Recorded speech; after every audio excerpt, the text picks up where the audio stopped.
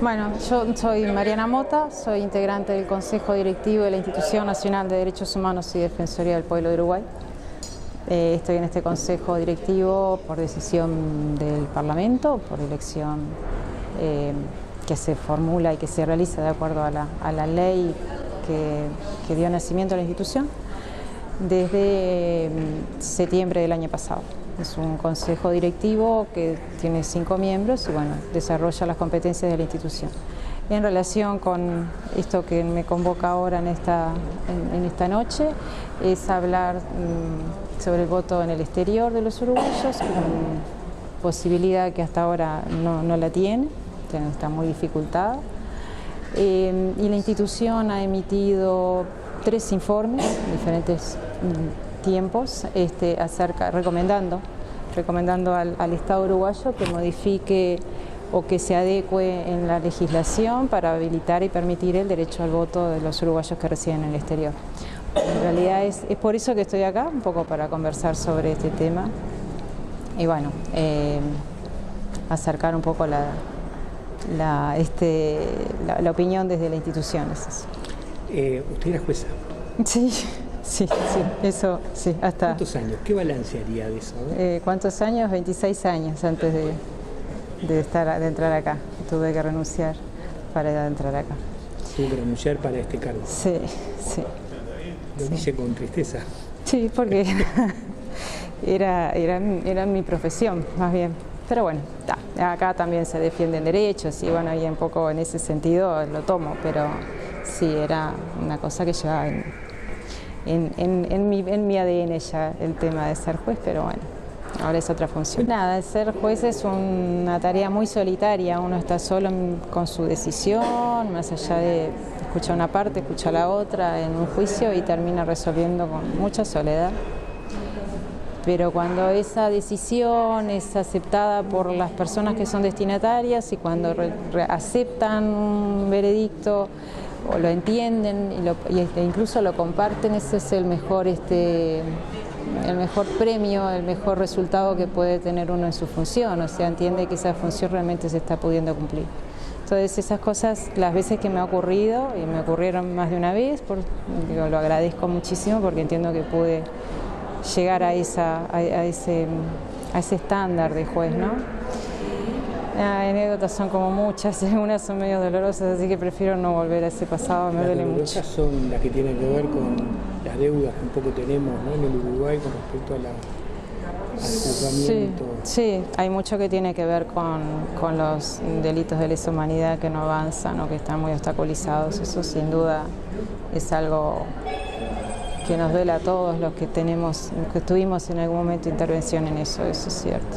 Pero bueno, esperemos que se pueda salir de alguna manera, digo. Cuando mira hacia el frente la Argentina con respecto a ese tema, ¿qué piensa?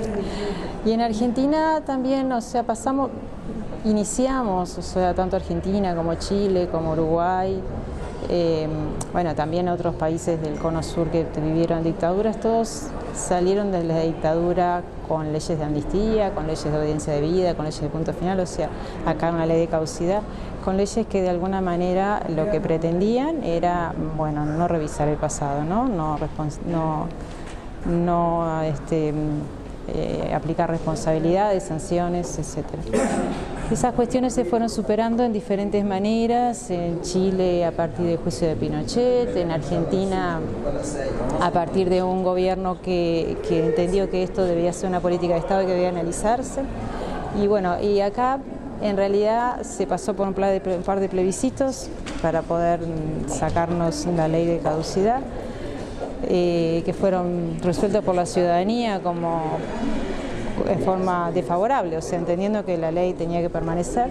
Supongo que la ciudadanía, más allá de lo que haya opinado, y esto lo digo desde el punto de vista jurídico porque es así, hay determinados derechos, los derechos fundamentales no pueden ser plebiscitados, no pueden ser sometidos a decisiones populares.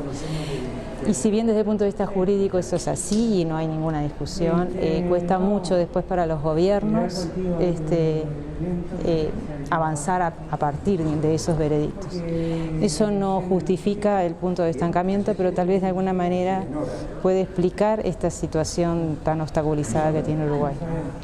De todos modos, estamos en un debe, ¿no? Digo, no se ha avanzado, son pocos los represores que están condenados, hay muchos otros que se han identificado, que se sabe bastante sobre sus actividades en época de dictadura, sobre los hechos cometidos, y se conocen entonces las responsabilidades, pero no se ha avanzado en sus enjuiciamientos, lo cual genera por un lado de las víctimas una falta de respuesta a las víctimas y por otro lado un Estado que no logra avanzar, conocer su pasado y darlo a conocer a la sociedad toda, ¿no? Y eso también es un deber importante. La sociedad no logra conocer cómo fue que pasó la dictadura, qué fue lo que ocurrió, qué se vulneró, cuántos derechos.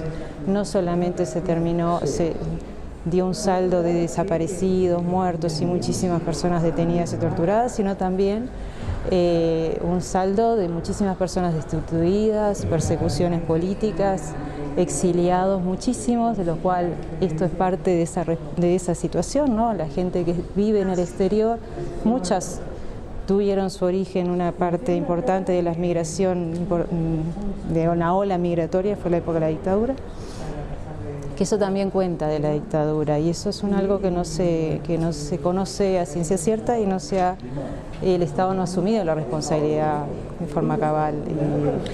¿Y la justicia ha hecho algún avance? ¿Ustedes como Poder Judicial? Y la justicia tiene que hacer un avance en cuanto al derecho aplicable, ¿no? En este momento estamos como muy obstaculizados porque la Suprema Corte tiene ahora una mayoría que la ha mantenido desde hace un buen tiempo, que entiende que estos no son delitos de lesa humanidad. Por lo tanto, al considerarse que son delitos comunes, le aplica institutos como la prescripción, entonces se entiende que ha pasado tanto tiempo y entonces es aplicable la prescripción, entonces el delito no se puede investigar.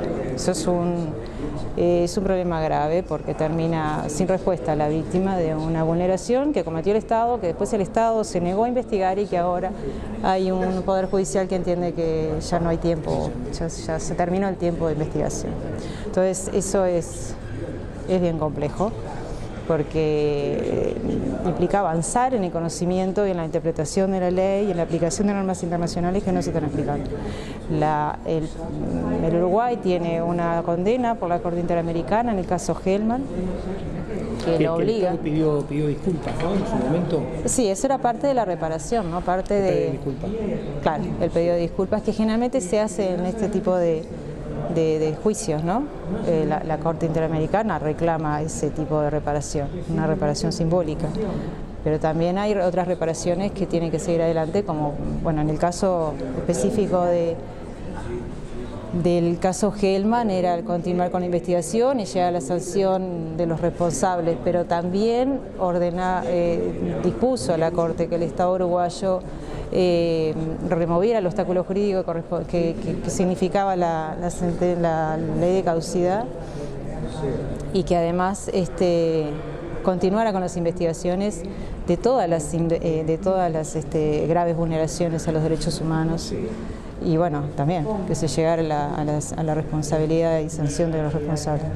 En un tiempo, ¿no? Porque también la justicia tiene que ser eficiente y para ser eficiente tiene que ser rápida. O sea, rápida en el sentido de tiene que tener un tiempo, desde la comisión del hecho hasta la sanción, porque si no es una justicia que tiene sabor a poca justicia, ¿no? Pasan 40 años, el represor o los responsables fallecen o son unas personas muy mayores que prácticamente la pena no se cumple por una cuestión biológica, o incluso también está lo demás que es la propia víctima se muere sin llegar a conocer qué fue lo que ocurrió con su familiar o consigo misma en los casos de tortura, ¿no?